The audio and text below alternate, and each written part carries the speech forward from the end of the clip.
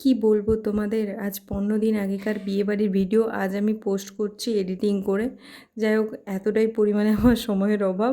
Guys, তোমরা তো দেখলেই আমি একদম রেডি হয়েই ক্যামেরার সামনে এসেছি।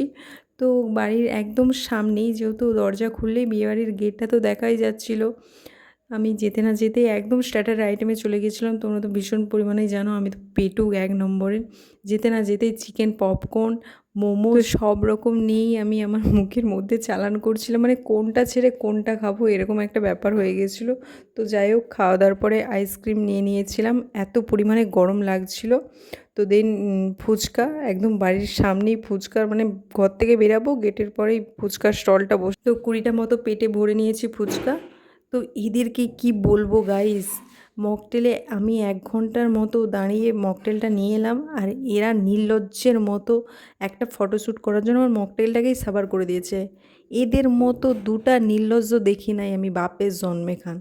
আমিও এমনি এমনি সেরে দেয় নাই, আমিও ওদের থেকে তুলা খাইয়া লইছি। তোমরাই বলো ঠিক করছি না ভুল করছি।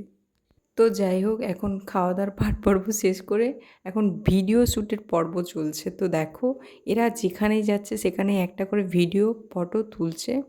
তো আজকের মতো এখানেই ভিডিওটা শেষ করলাম। তোমরা পারলে আমার এই স্যাঁচড়া মার্কা ব্লগ খান একটু লাইক কমেন্ট শেয়ার করে দিও।